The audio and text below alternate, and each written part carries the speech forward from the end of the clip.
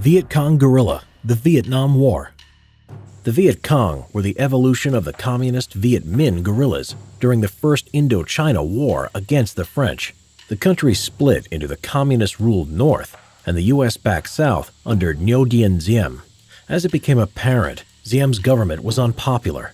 The North Vietnamese government sent former Viet Minh guerrillas to the south along the Ho Chi Minh Trail to aid the struggle for a unified communist Vietnam. These cadres made contact with villagers and talked to the locals in order to gain support for their cause. In 1960, the National Liberation Front, set up as a part of the political arm of the guerrilla movement, calling for the southern Vietnamese to overthrow the camouflage colonial regime of the American imperialists. These cadres recruited guerrilla soldiers from support of local people they found, or in some cases, recruited at gunpoint. The main full-time guerrillas were trained at bases, ready for full-scale combat, while the part-time guerrillas would remain in the villages as militia with basic training. They would provide intel and set booby traps around the perimeter. The Vietcong guerrilla wore a floppy jungle hat, rubber sandals, and a tunic.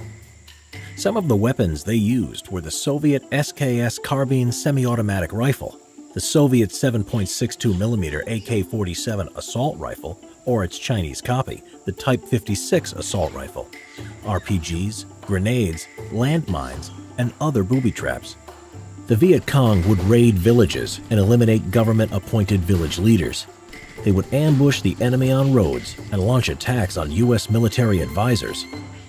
When the United States sent in its armed forces to prevent the fall of South Vietnam to communist forces, it found the Viet Cong to be a difficult foe.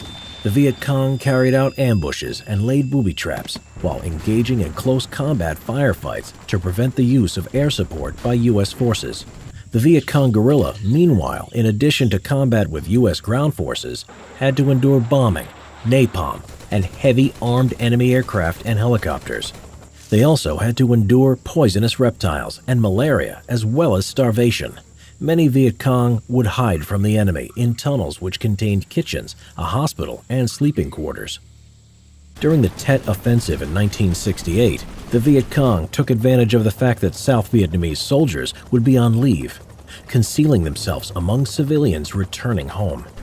They occupied cities across South Vietnam, even occupying the capital, Saigon, and demoralizing American morale to continue in the war.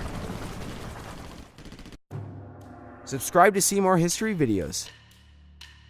Get Simple History: The Vietnam War out today. Thank you for all your support on the Simple History YouTube channel. If you enjoy the channel, please consider supporting us at Patreon.